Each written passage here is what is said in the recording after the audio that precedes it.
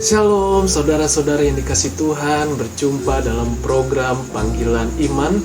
Dan saat ini tentu saya selalu membagikan renungan yang menguatkan iman kita.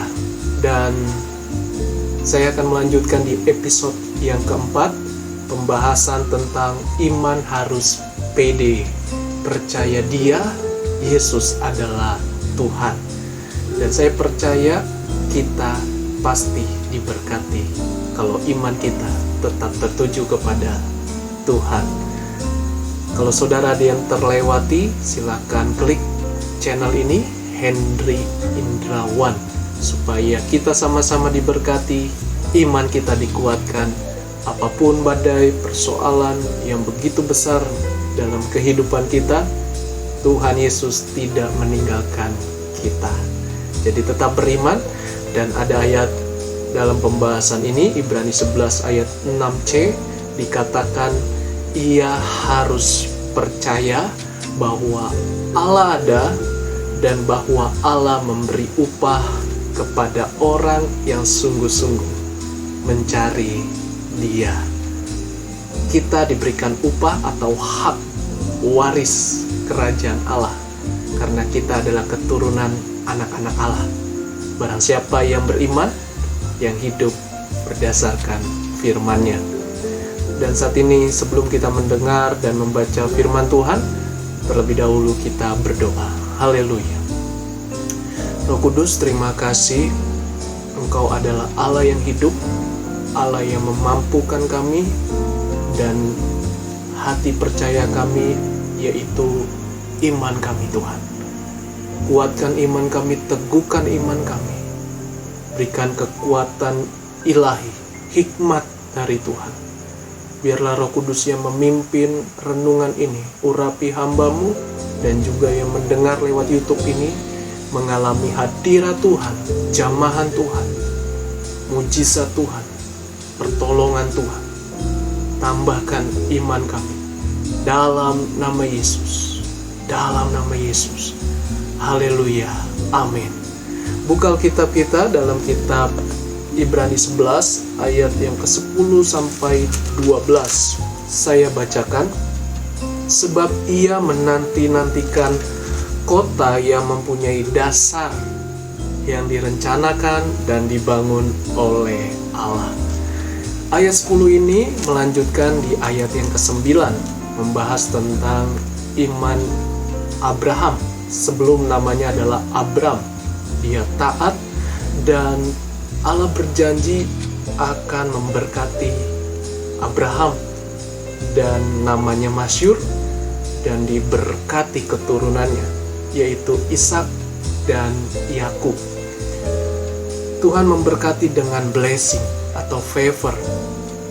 Semua orang bisa sukses, tapi tidak semua orang menerima blessing dari Tuhan. Yang berhak menerima adalah orang yang beriman, yang hidup taat sesuai dengan perkataan firman Allah. Jadi saudara, kita mau hidupi firman supaya blessing kemurahan Tuhan menjadi nyata setiap kita. Apa bukti dari blessing Abraham? Yaitu di mana daerah tanah Kanaan menuju pegunungan, yaitu yang disebut dengan tempat dekat Sikem.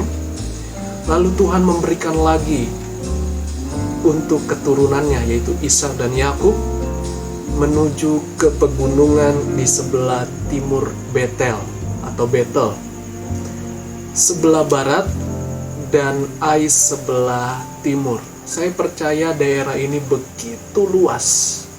Kalau Allah sudah berjanji, Allah sudah memberkati, tidak ada yang dapat menggagalkannya. Bahkan kalau Allah sudah memberkati, itu nggak tanggung-tanggung. Kalau Tuhan memberkati nggak tanggung-tanggung, mari beriman, jangan tanggung-tanggung. Tetap melayani, tetap percaya, tetap mengasihi Tuhan. Karena berkat Tuhan itu tidak tanggung-tanggung. Kalau saudara belum merasa diberkati, atau dijawab doa saudara, belajar untuk sabar dan bersyukur.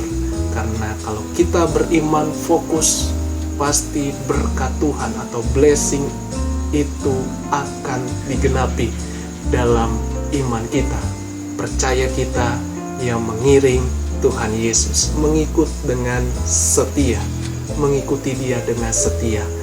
Dan dikatakan yang mempunyai dasarnya adalah iman yang direncanakan dan dibangun oleh Allah.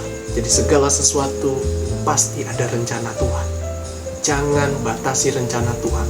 Sekalipun kita belum melihat dengan mata jasmani, jangan batasi rencana Tuhan, karena Tuhan pasti menyediakan dan dibangun oleh Allah.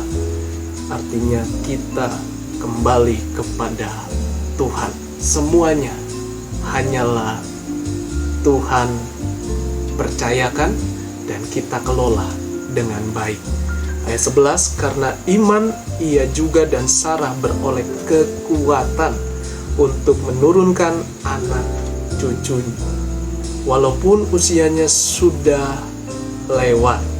Nah saudara, Abraham dan Sarah itu mempunyai anak bernama Ishak di usia 100 tahun dan 91 tahun. Memang pada saat itu usia manusia cukup panjang, tetapi Alkitab mencatat 120 tahun.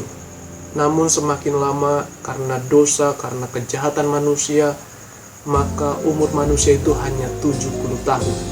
Lebihnya adalah penderitaan, kesusahan, dan sebagainya. Tetapi kalau di dalam Kristus, beriman kepada Tuhan Yesus, selalu ada blessing, kemurahan Tuhan. Usia 70 tahun bahkan lebih, semua karena kemurahan Tuhan. Kita bisa menikmati sampai usia melanjut. Tapi di sini dikatakan bahwa mereka beroleh kekuatan. Iman memberikan kekuatan.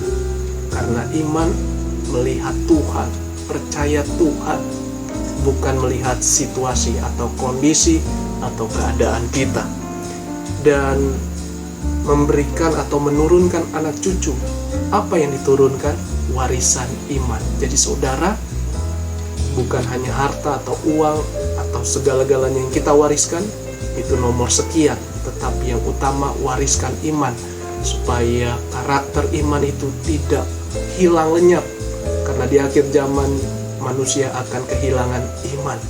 Tetapi kita di dalam Yesus, iman itu adalah pengharapan, kepastian, keyakinan dalam Yesus. Selalu ada jalan keluar, ada mujizat Tuhan. Dan dikatakan bahwa ia menganggap Dia yang memberikan janji itu setia.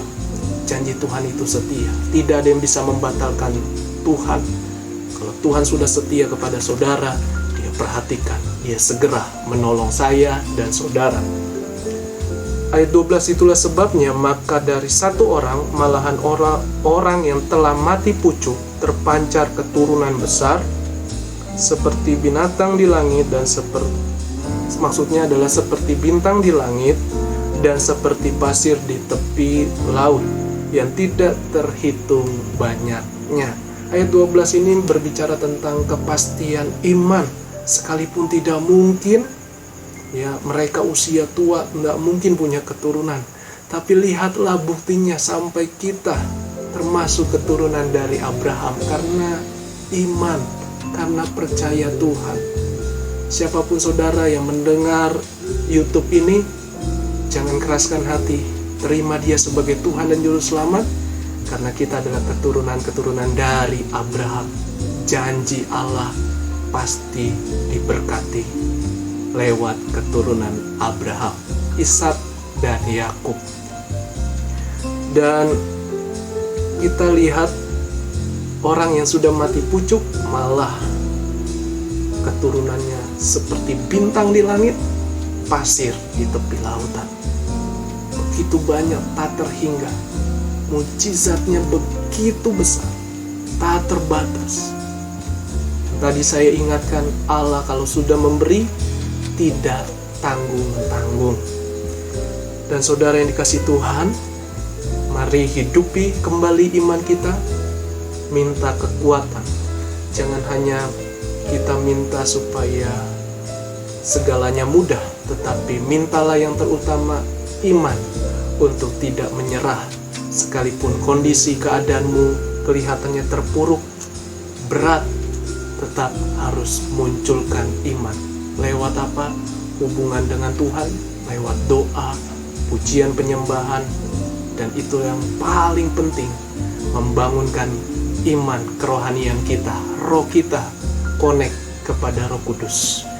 Dan alasannya iman kita percaya kepada Tuhan Yesus, saya belajar dari sini, yaitu yang kesatu adalah segala sesuatu peristiwa yang terjadi, Tuhan punya rencana, dan semua kembali untuk kemuliaannya. Jadi Tuhan selalu punya rencana, tidak ada yang kebetulan, selalu ada rencana Tuhan. Kalau Tuhan sudah memberkati, mari kita bangun kembali mesbah, artinya kita bangun lagi kerohanian kita. Jangan lupa Tuhan kalau sudah diberkati. Jangan tinggalkan iman kita kalau sudah diberkati Tuhan. Kalau keadaan kita masih belum merasa diberkati, jangan jauh dari Tuhan. Dan yang kedua, janji Allah begitu setia. Dikatakan Abraham tadi dan Sarah juga menganggap bahwa Dialah yang setia memberkatinya. Saudara, itu janji Allah. Arti menganggap di sini adalah yakin, tidak bimbang lagi, tidak ragu sekalipun yang dilihat belum terjadi. Tapi kalau Tuhan sudah berkata, Dia punya kuasa. Jangan batasi kuasa Tuhan. Amin. Dan yang ketiga, iman mulai dari pribadimu. Tadi ayat 12 dikatakan, di mana itulah sebabnya maka dari satu orang. Berarti berbicara tentang pribadi kita. Mulai dari satu orang. Kalau kita beriman, akan menjadi dampak yang besar, pengaruh yang besar, dan banyak jiwa-jiwa diselamatkan, banyak jiwa-jiwa diberkati, banyak jiwa-jiwa mengalami kasih Tuhan Yesus. Itu saja yang saya bisa bagikan. Tuhan Yesus memberkati kita semua. Shalom. Haleluya.